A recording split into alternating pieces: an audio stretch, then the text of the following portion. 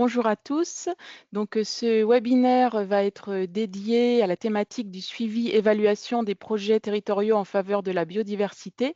Nous allons avoir donc deux intervenants, Benoît Lebarbier du CPIE de la forêt de Brocéliande et Olivier Musard de la direction régionale de l'Office français de la biodiversité. Pour lancer le webinaire, je vais laisser la parole à Olivier. Merci Anne-Gaëlle, bonjour à toutes et à tous. Ce webinaire clôt une série de présentations, comme l'a indiqué Anne-Gaëlle en introduction, de présentations flash et qui font écho aux différentes productions que l'on a déployées, réfléchies avec tout un collectif de partenaires au cours de l'année 2024, des années 2024-2025 et qui ont été diffusées à l'occasion du grand séminaire régional d'APLABC au mois d'octobre. Alors APLABC, donc c'était le projet de mise en questionnement des ABC en Bretagne depuis 2010 jusqu'à 2023. Un grand questionnement sur ce que ces projets de territoire en fait ont pu apporter pour les collectivités sur différents axes. Et nous avons aussi travaillé sur l'exploration de guides méthodologiques qu'on a appelés des mementos. Et ces guides méthodologiques donc, ont permis de s'attacher à la question des citoyens, de la mobilisation citoyenne, de l'organisation de la gouvernance, de la mise en œuvre d'un plan d'action, et puis du diagnostic écologique. Alors, vous voyez la petite figure là du fameux guide du recueil méthodologique qui est proposé par l'ABB. Et donc, c'était l'actualisation en fait, du chapitre diagnostic écologique. Et à la toute fin de ce travail, en fait, on a aussi travaillé sur un memento concernant le suivi et l'évaluation des ABC par l'intermédiaire d'une personne qui s'appelle Héloïse Hugodeau-Martin, et puis évidemment, donc, qui était en Master 2, et évidemment Servane Bourgeot, qui était la chef de projet, et ça me donne l'occasion de les remercier à nouveau. Donc, ce projet de suivi et d'évaluation d'un ABC, okay.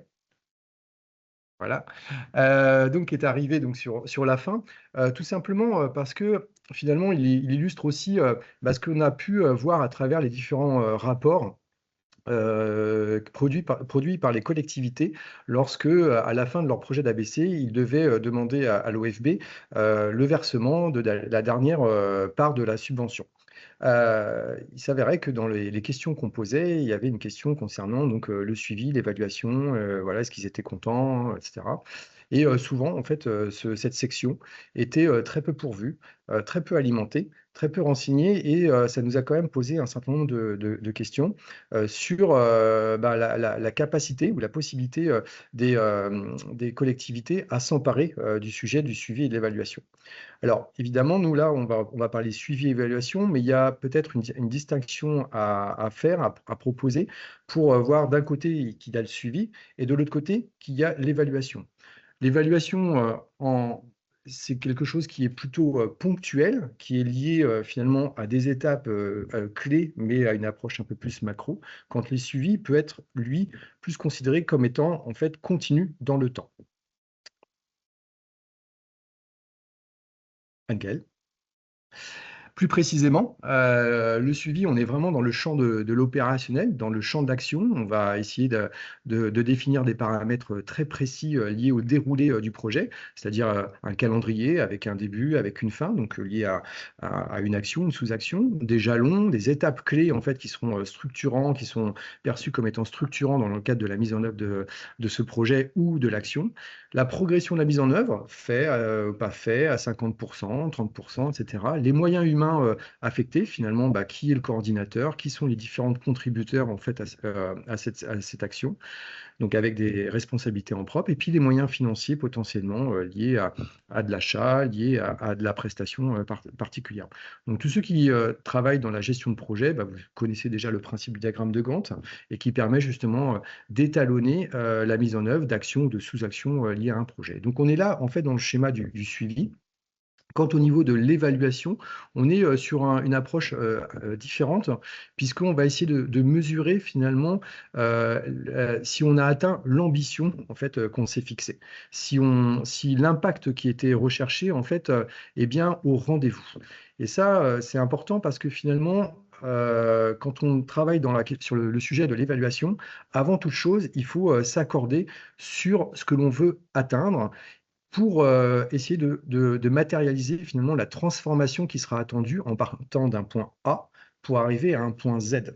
Et en partant du point A pour arriver au point Z, finalement, cette transformation, elle doit s'opérer et on doit avoir un effet visible, en tout cas qu'on peut mesurer et qu'on peut établir véritablement. Et donc, c'est pour ça qu'il est important, lorsque on travaille sur ces sujets-là, finalement, d'organiser une mécanique de mise en correspondance des données que l'on va essayer de collecter par rapport à l'objectif à atteindre.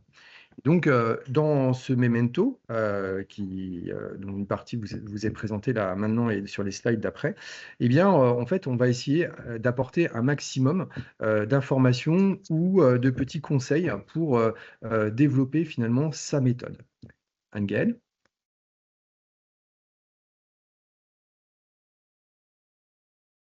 Alors, la première des propositions dans le cadre de ce memento que l'on a pu développer suite à des journées d'échange technique avec différents partenaires, c'est la manière dont on va construire finalement sa logique d'évaluation. En commençant en tout départ, en essayant de se projeter finalement à un horizon à partir duquel on va pouvoir se retourner. Et puis, on se posait la question, j'aurais réussi, je serais content si j'ai réussi à, et donc d'essayer de formaliser, de formuler finalement l'objectif qu'on souhaite atteindre à l'horizon de 3 ans, à l'horizon de 5 ans, à l'horizon de 10 ans. Donc ça, c'est vraiment important parce que ça exprime le satisfecit de ce qu'on est censé atteindre en termes de transformation. À partir de là, en fait, dès lors qu'on a réussi un petit peu à formuler dès lors qu'on a réussi à formuler ces éléments-là, on va être un peu plus précis, un peu plus technique hein, pour définir les objectifs qu'on veut véritablement atteindre. Alors, il ne faut pas être dans plusieurs objectifs. Il faut essayer de contenir le nombre d'objectifs parce que plus on va avoir d'objectifs, plus ça sera difficile finalement d'évaluer derrière. Et derrière, en fait, on va pouvoir développer des indicateurs qui vont nous permettre de mesurer la réussite et d'organiser la collecte de données. Donc cette structuration d'ensemble va nous permettre derrière d'organiser le schéma de travail sur les différentes composantes qui sont au cœur de la mise en œuvre d'un ABC. Angel.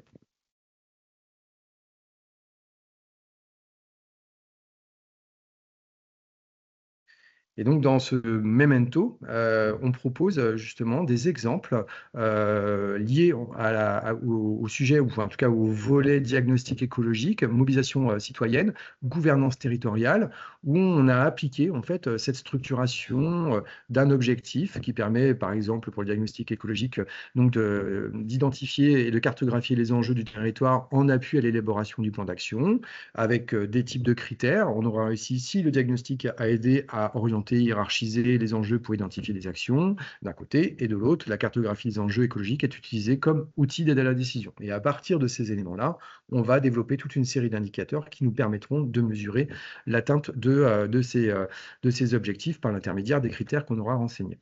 Ça, on l'a appliqué donc en proposition, hein, ce ne sont côté proposition pour le diagnostic écologique, pour la mobilisation citoyenne, pour la gouvernance territoriale. Je ne vais pas reprendre les éléments qui sont indiqués ici. Et puis, Anne-Gaëlle, je veux bien que tu termines par la slide d'après, s'il te plaît. Par la question de l'élaboration du plan d'action, c'est-à-dire finalement comment est-ce qu'on peut mesurer objectivement en fait comment a été élaboré le plan d'action. Ici, il nous a permis d'atteindre nos objectifs. Donc ces éléments-là en fait sont importants dans la structuration, mais quelque part il faut aussi être pragmatique sur la manière dont on doit formuler cette ambition et aussi se garder une marge de manœuvre et une marge d'appréciation sur cette ambition. Donc, on peut avoir une ambition d'atteindre 100% de quelque chose, mais à un horizon de 3 ans. Par contre, il est tout à fait aussi envisageable de se dire je serais quand même content si je suis dans une fourchette entre 80 et 100%. Voilà. Et là, là, on peut dire que je serai quand même, ça sera excellent. Et puis, on peut dans une fourchette entre 50 et 79%. Donc là, l'exemple, nous, on a proposé en fraction de 25. dans le memento, mais globalement, quand même, ça permet en fait d'évaluer avec un système de couleurs que vous connaissez certainement très bien, qui permet en fait justement voilà, de pondérer, de ne pas forcément se lier à un chiffre absolu qui serait de l'ordre de 100%, mais plutôt en fait d'avoir des valeurs.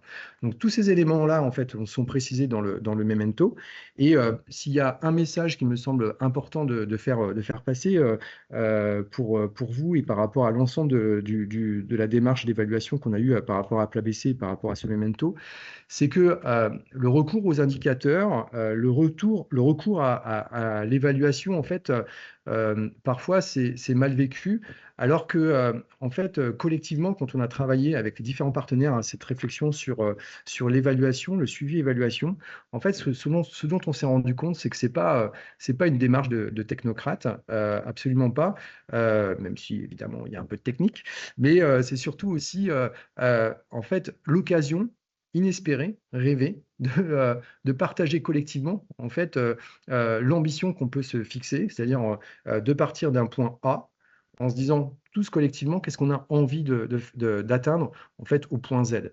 Et de passer du point A au point Z en formulant collectivement en fait les choses, ça permet de mettre tout le monde d'accord sur l'ambition, d'une part, ça permet de mettre tout le monde d'accord en fait sur la capacité à suivre et à piloter en fait les actions qui seront proposées. Et là, ça embarque un collectif. Et ça, c'est vraiment important. Et Benoît va pouvoir l'illustrer à travers les exemples qu'il vous a préparés. Et merci Olivier. Donc juste pour introduire mon intervention, moi je travaille dans une association d'éducation à l'environnement et donc un CPIE, Centre permanent d'initiative pour l'environnement, et on accompagne des collectivités à l'émergence de projets de biodiversité et à l'animation ou la mise en place de dispositifs autour de projets de biodiversité, dont les ABC. Voilà, donc on accompagne actuellement plusieurs ABC, ABI. Et voilà, donc ce que je partage là, c'est des retours d'expérience. Hein, c'est pas quelque chose d'absolu, d'universel, mais c'est des retours d'expérience que nous, on a pu observer en écho à ce que vient de vous présenter Olivier, puisqu'on a travaillé aussi, nous, à l'élaboration de différents méthodes, dont l'évaluation.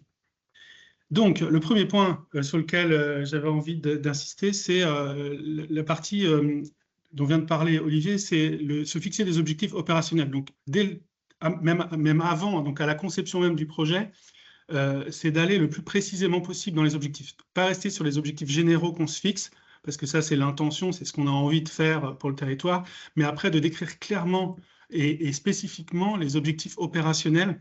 Et ça, ce travail-là, ça peut être un peu fastidieux, mais n'empêche, derrière, on va se mettre au clair, on va se mettre d'accord avec, entre les porteurs de projet, avec les acteurs autour qui seraient à mobiliser dans le projet, sur ce qu'on entend par sensibiliser les citoyens à la biodiversité, par exemple, comme objectif général. Là, il faut préciser les choses. Ça veut dire quoi?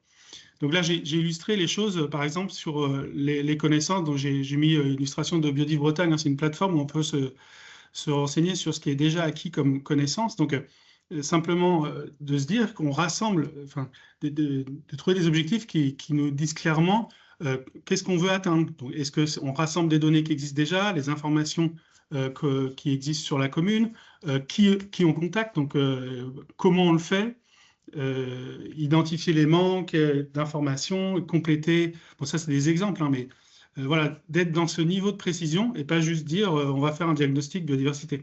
C'est de décrire clairement comment on va le faire pour après se donner des indicateurs et se dire on est parti de là au départ. Donc là, c'est ce que expliquait, hein, c'est ce qui est très, très bien décrit dans le memento, mais après, on va pouvoir se donner des indicateurs, le nombre d'études qu'on a compilées, le nombre de données existantes au départ et à la fin, etc., etc. Mais plus on est précis dans les objectifs, encore une fois, plus ça va être simple de se donner des indicateurs.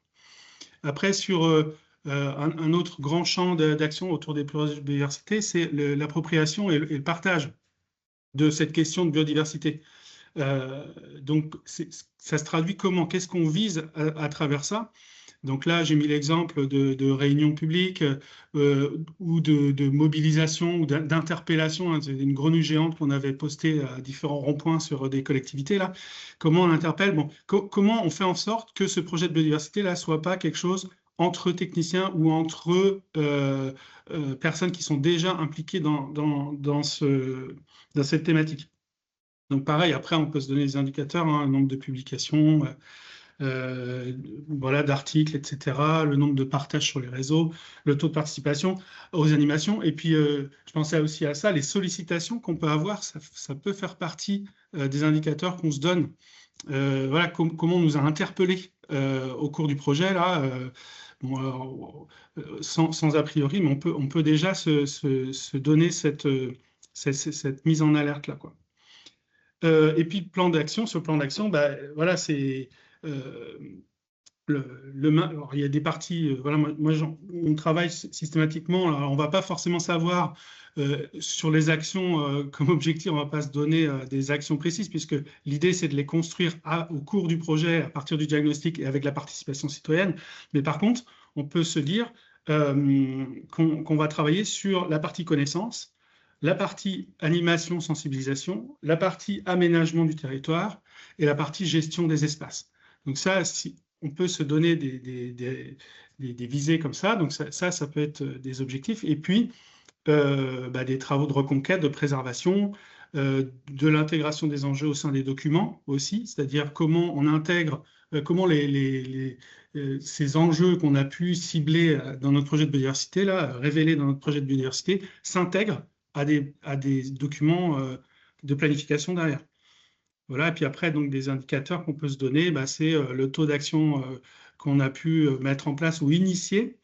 Ça peut être un nombre de fiches actions qu'on se donne aussi, hein, dès le départ. Voilà, c'est des choses très précises, hein. De manière à établir, est-ce qu'on est dans le bon, est-ce qu'on va y arriver ou est-ce qu'on est complètement à côté de la plaque, quoi. Voilà, donc encore une fois, l'évaluation va nous permettre ça derrière. Donc ça, c'était la première diapo. Alors ensuite, pour piloter et suivre le projet, l'évaluation va encore nous aider. Alors là, je vous ai mis un diagramme de Gantt, c'est pas la peine d'essayer de le lire, hein. C'est juste pour illustrer ce que disait Olivier tout à l'heure, mais bon, ça vous connaissez, je pense, tous là aujourd'hui, la planification des tâches. Ce que je voulais dire, c'est que la gouvernance, c'est important aussi de bien se caler ça en amont et dès le départ du projet, avec les porteurs de projet, sur quelles sont les prérogatives de chaque instance qu'on imagine voir le jour pour piloter et suivre le projet. Donc il y a le COPI, le COTEC, souvent, voilà, le truc classique, mais finalement, qu'est-ce qu'on leur demande à eux?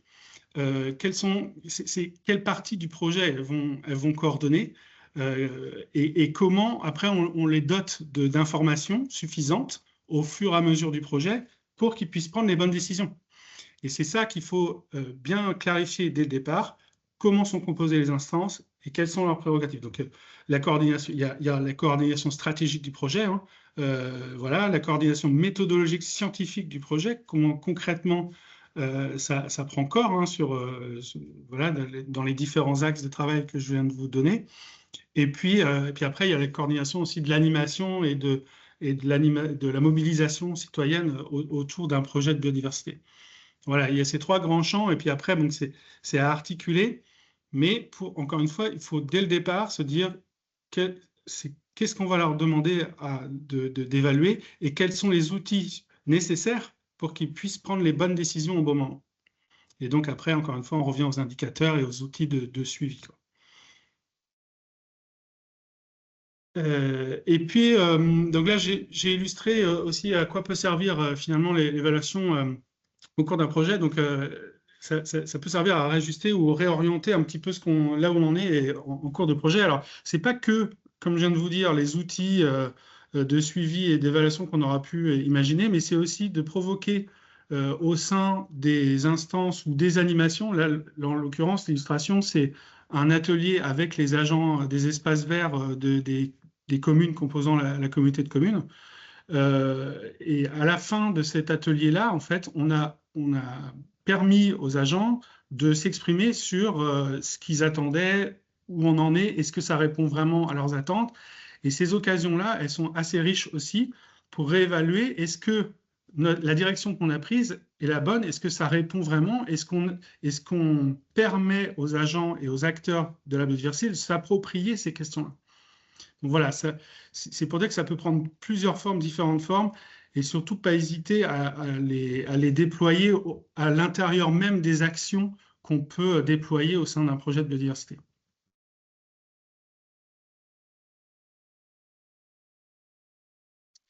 Voilà, et puis donc en fin de projet, voilà, ça sert vraiment beaucoup de l'évaluation à valoriser ce qui a été fait. Voilà d'où on est parti et voilà où on est arrivé.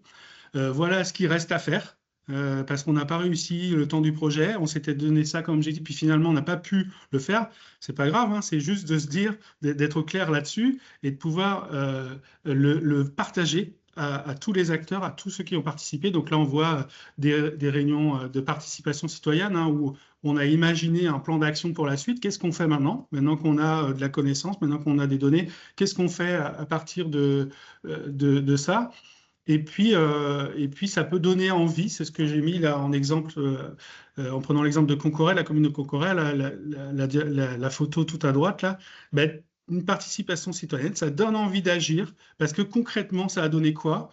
Et moi, qu'est-ce que je peux faire là-dedans? Ça permet aussi aux personnes de s'approprier et se dire, c'est pas qu'un truc de naturaliste qui parle en latin, mais c'est aussi concrètement à côté de chez moi, eh ben, la plantation d'une haie ou la mise en place d'une mare ou je ne sais quoi encore. Voilà, et donc ça, c'est aussi l'évaluation qui le permet.